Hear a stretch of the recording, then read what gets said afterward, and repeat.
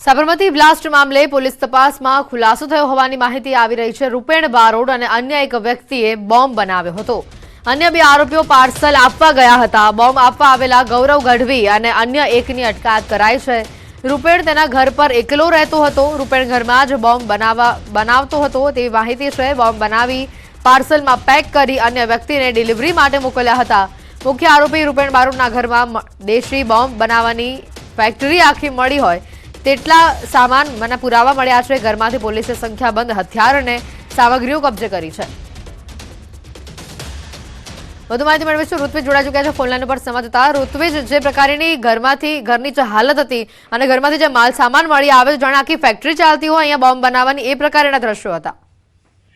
હેતવી, જ્યારે પોલીસ રૂપેણના ઘરે પહોંચી હતી ત્યારે તે પણ ચોંકી ઉઠી હતી, કારણ કે તેના ઘરેથી અનેક જે ચીજ વસ્તુઓ છે તે મળી આવી હતી અને ખાસ કરીને જે બ્લાસ્ટ કરવા માટેની જે ચીજ વસ્તુઓ છે તે પણ મળી આવી હતી। ઉપરાંત તેને દેશી કટ્ટા મળી આવ્યા હતા।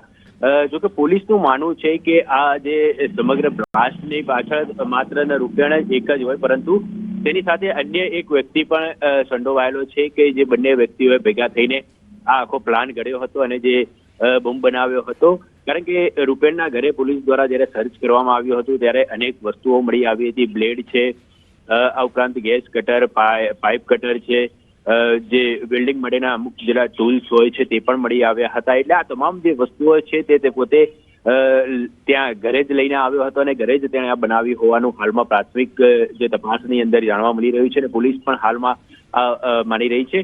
એટલે હવે જ્યારે તેની ધરપકડ કરવામાં આવશે, તેની પૂછપરછ કરવામાં આવશે ત્યારે તમામ હકીકત સામે આવશે કે આખો જે પ્લાન તેણે ઘડ્યો હતો, તો આ બોમ્બ બનાવ્યો હતો તો તેણે તે બનાવવા માટેની જે રીત છે તે ક્યાંથી તેણે જાણી હતી, કેવી રીતે જાણી હતી, અન્ય કોઈ વ્યક્તિએ તેને મદદ કરી હતી કે કેમ, આ તમામ જે તપાસ બાદ હકીકત સામે આવશે। જોકે હાલમાં પોલીસ દ્વારા ખાસ કરીને બે આરોપીઓની પણ ધરપકડ કરી લેવામાં આવી છે અને બંને આરોપીઓની પૂછપરછ શરૂ કરી દેવામાં આવી છે। પરંતુ જે બંને આરોપીઓ છે તે બંને આરોપીઓ જે પાર્સલ આપવા માટે ગયા હોવાનું હાલમાં માનવામાં આવી રહ્યું છે। એટલે તે બંને આરોપીઓની પૂછપરછ દરમિયાન પણ કેટલાક ચોંકાવનારા ખુલાસા થઈ શકે છે, કારણ કે અત્યાર સુધીમાં આ જે સમગ્ર મામલો છે તેની અંદર કુલ 4 જેટલા આરોપીઓ સંડોવાયેલા હોવાની આશંકા રહેલી છે, પરંતુ જ્યારે એક પછી એક આરોપી ઝડપાશે, તેમની પૂછપરછ કરવામાં આવશે, ત્યારબાદ હકીકત સામે આવશે કે કેટલા આરોપીઓ આખરે સંડોવાયેલા છે અને માસ્ટર માઇન્ડ। બિલકુલ, આભાર ઋતુજ માહિતી બદલ।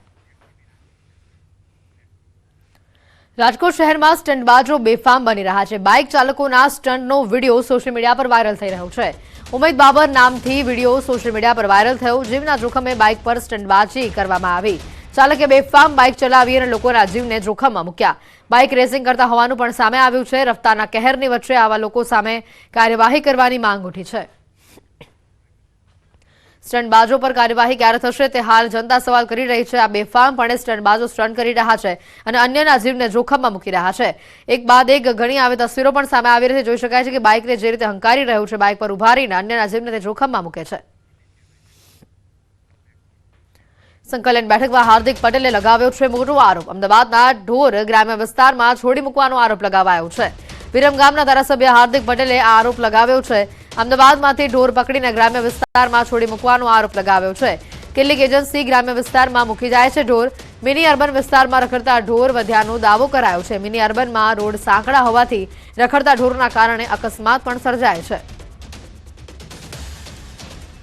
ખાસ કરીને માન્ય હાઈકોર્ટના ચુકાદા બાદ અમદાવાદ શહેરમાં રખડતા ઢોરો ઉપર તો નિયંત્રણ આવ્યું છે, પણ ઘણી એજન્સી એવું કામ કરી રહી છે કે રખડતા ઢોરોને ગ્રામ્ય વિસ્તારોમાં છોડી દેવામાં આવતા હોય છે અને એના કારણે નગરપાલિકા જેવા મિની અર્બન વિસ્તારોની અંદર ઢોરો રખડતા ખૂબ જોવા મળે છે અને એક્સિડન્ટના પ્રશ્નો પણ બને છે।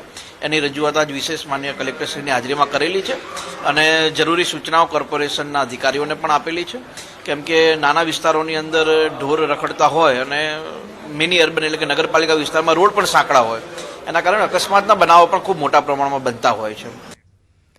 ખડોદરા પોલીસ દ્વારા ડુપ્લિકેટ સિમેન્ટ પધરાવવાનું કારસ્તાન ઝડપાયું છે। પોલીસે 410 જેટલી બોરી કબજે કરી છે।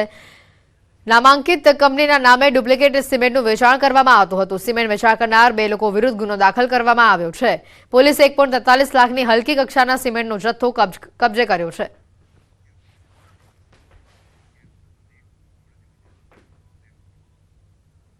સમાચારોમાં હાલ રોકાઈશું એક બ્રેક માટે।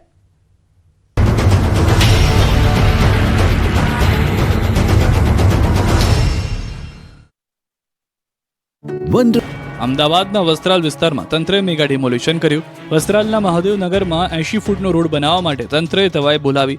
રોડને નડતરરૂપ દબાણો હટાવવા માટે તંત્રની ટીમ જેસીબી લઈને પહોંચી હતી. એએમસીની ટીમે 80 ફૂટ રોડ પહોળા કરવા અને રહેણાંક મકાન પર જમીન દોસ્ત કરાયા. વચ્ચે આવતા દબાણોને જમીન દોસ્ત કરીને રામજી મંદિરથી તક્ષશિલા સુધી 80 ફૂટના રોડનો કરાયો પહોળો.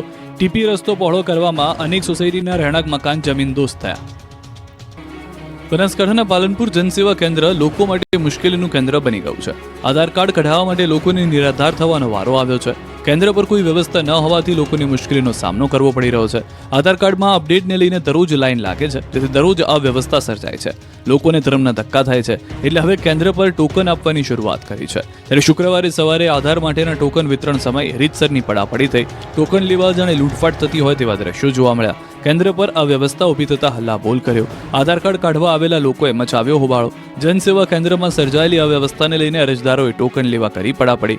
આધાર કેન્દ્રના 2 ઓપરેટરોને અમદાવાદ સાયબર સેલ તપાસ અર્થે લઈ જતા આધારની કામગીરી અટકી હતી.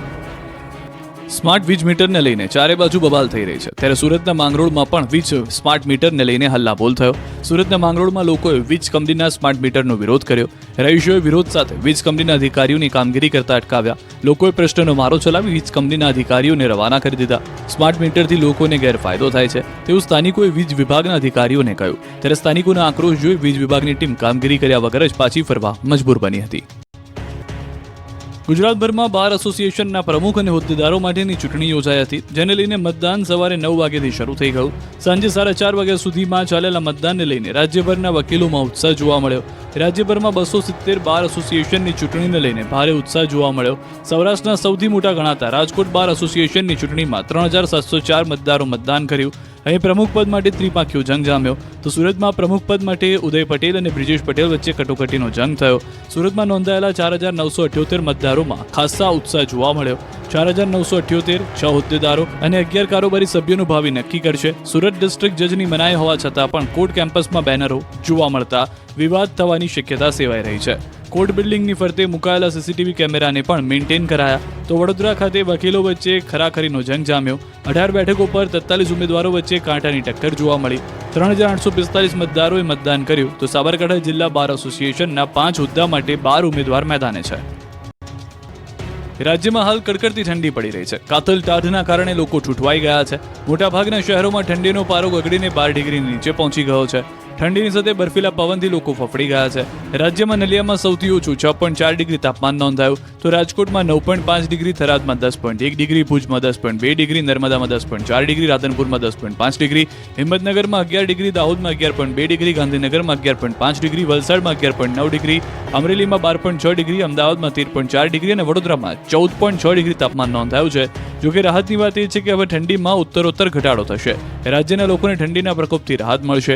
હવામાન વિભાગની આગાહી મુજબ આગામી 5 દિવસ ઠંડીમાં ઘટાડો રહેશે. પવનની દિશા બદલાતા હવે ઠંડી ઘટશે. જોકે સૌરાષ્ટ્ર કચ્છ છૂટવાવા માટે રહેજો તૈયાર. રાજકોટ, પોરબંદર અને કચ્છમાં કોલ્ડ વેવની શક્યતા. સામાન્ય કરતાં 4.5 ડિગ્રી ઘટાડો થતા કોલ્ડ વેવની આગાહી. હાલ ઉત્તરથી ઉત્તર પૂર્વ તરફ પવન ફૂંકાતા આગામી 24 કલાક કોલ્ડ વેવની આગાહી કરી છે. જોકે આગામી 5 દિવસ તાપમાનમાં વધારો થવાની શક્યતા છે. મહેસાણા જિલ્લાના ઊંઝા તાલુકાના ખેડૂતો તીખા તમતમતા મરચાની ખેતીથી બન્યા સમૃદ્ધ. આ વર્ષે લીલા મરચાના સારા ભાવ મળતા ખેડૂતો ખુશખુશાલ જોવા મળ્યા. ગત વર્ષ કરતાં ખેડૂતોને લીલા મરચાના બમણા ભાવ મળી રહ્યા છે. ગત વર્ષે 20 કિલો મરચાના ભાવ 500 થી 550 રૂપિયા હતા, જ્યારે આ વર્ષે 800 થી 1000 રૂપિયા ભાવ માર્કેટમાં બોલાઈ રહ્યા છે. મરચાના સારા ભાવને કારણે ઊંઝાના વિશોળ ગામમાં ખેડૂતોએ 150 વીઘામાં મરચાનું વાવેતર કર્યું. ખેડૂતોએ કહ્યું, અમારા ગામના ખેડૂતો 2 પ્રકારના મરચાનું વાવેતર કરે છે. દેશી અને હાઇબ્રિડ મરચાનું વાવેતર કરવામાં આવે છે, જેમાં હાઇબ્રિડ મરચા તીખા અને વધુ સમય સુધી ટકી રહે છે, જ્યારે દેશી મરચાનો ભાવ શિયાળામાં વધુ જોવા મળે છે. વિશોળના મરચા આજુબાજુ માર્કેટયાર્ડ, સિદ્ધપુર, વિસનગર, મહેસાણા સહિત અન્ય રાજ્યોમાં મોકલવામાં આવે છે. આ વર્ષે વિશોળ ગામના ખેડૂતો વીઘે 4 લાખ રૂપિયા કમાય તેવી આશા વ્યક્ત કરી રહ્યા છે. રાજ્યભરના યાર્ડમાં ગરીબોની ગણાતી કસ્તુરીના ઢગલા થવા લાગ્યા છે. ખાસ કરીને ગોંડલ અને મહુવા યાર્ડમાં દિવસની 3 લાખની ગુણીની ચિક્કાર આવકથી યાર્ડ છલોછલ થઈ ગયું છે. યાર્ડમાં નવી આગ બંધ કરવાની ફરજ પડી છે. સામે બમ્પર આવક થતાં ડુંગળીના ભાવમાં 50% સુધીનો કડાકો આવતા ખેડૂતોની હાલત કફોડી થઈ ગઈ છે. મહુવામાં માર્કેટિંગ યાર્ડની વાત કરીએ તો છેલ્લા 3-4 દિવસથી લાલ ડુંગળીની 2 રેકોર્ડ બ્રેક આવક થઈ છે. એપીએમસીમાં રૂપિયા 3.20 લાખ કટ્ટા ડુંગળીની આવક થઈ છે, જેમાં 2.40 લાખ કટ્ટા લાલ ડુંગળીની આવક, જ્યારે 80,000 કટ્ટા સફેદ ડુંગળીની આવક થઈ છે. આવક વધતા ડુંગળીના ભાવ ઘટ્યા છે. છેલ્લા 8 દિવસમાં 20 કિલોએ અંદાજિત 400 રૂપિયા ભાવ ઘટ્યા છે, જ્યારે માર્કેટમાં વધારે ડુંગળીની આવકના કારણે ડુંગળીના ભાવ હાલ 200 થી 300 રૂપિયા લાલ ડુંગળીના થયા છે, જ્યારે સફેદના 300 થી 350 રૂપિયા ભાવ ઘટ્યા છે. ડુંગળીના ભાવ કરતા ખેડૂતોની હાલત કફોડી છે, ત્યારે ડુંગળીની નિકાસ જકાત